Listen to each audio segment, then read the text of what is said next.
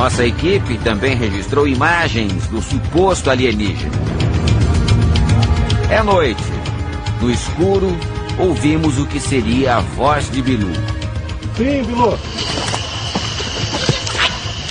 Desligar o rádio? Tá, vou desligar. O grupo pede um sinal ao suposto extraterrestre. Dá o sinalzinho de luz. Agora estou vendo.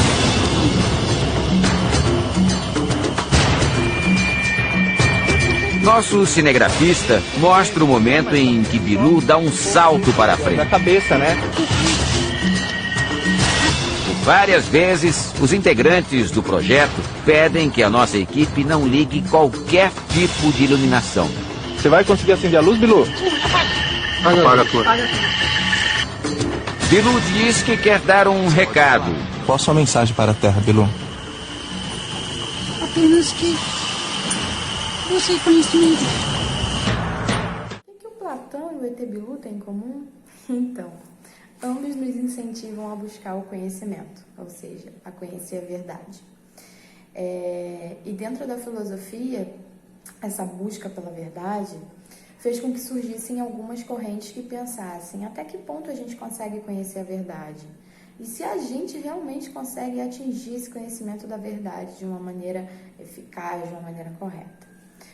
E como verdade, só para a gente clarear um pouco a mente, como verdade a gente está querendo chamar o conhecimento verdadeiro, ou seja, conhecer a essência das coisas, tá?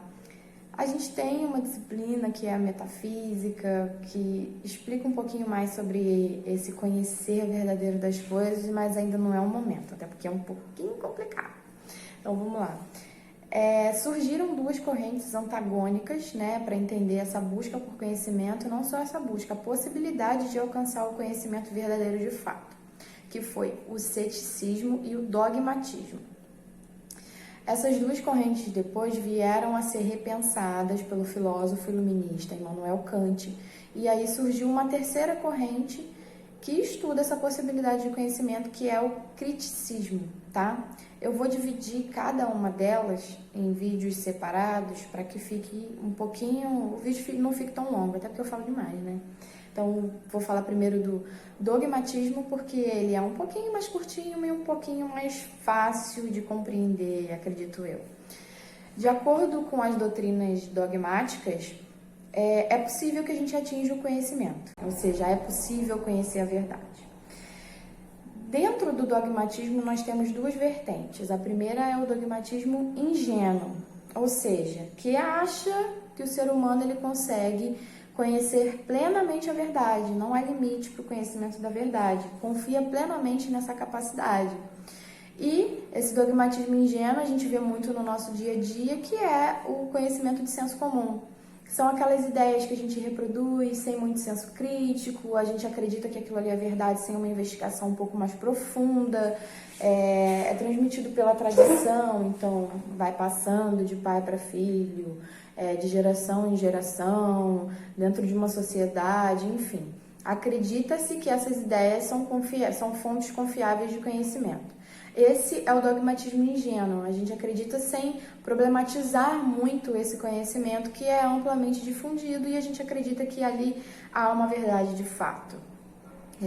Hoje, em tempos de rede social, a gente tem muitas ideias de senso comum que são difundidas até em uma escala muito maior do que era antigamente, na época que eu era criança, por exemplo, que a gente não tinha tanta conectividade com outras pessoas, são amplamente difundidas em redes sociais, em grupos de WhatsApp. Por exemplo, tem uma ideia agora que está circulando por aí, que chá de boldo cura a Covid-19, e várias pessoas acreditam que aquilo ali é uma verdade de fato. E isso vai passando de um para o outro e ninguém questiona se aquela verdade ali ela tem alguma falha e simplesmente ela vai sendo passada adiante. Esse é o dogmatismo ingênuo. E a gente tem um outro dogmatismo que é um dogmatismo crítico, que acredita sim que a gente consegue atingir um certo grau de verdade, a gente consegue atingir um conhecimento confiável, porém não é de uma maneira ingênua, não vai surgir uma ideia como, por exemplo, a ideia do chá de boldo, que a gente não sabe de onde surgiu, não é do nada que essa verdade vai vir. Na verdade, a verdade ela vai ser fruto de um esforço conjugado entre os nossos sentidos, ou seja, entre a experiência, entre o que a gente pode experimentar no mundo e a nossa racionalidade. Ou seja, há um esforço ali entre a razão e os sentidos, e a partir daí a gente consegue sim conhecer uma verdade de uma maneira mais confiável.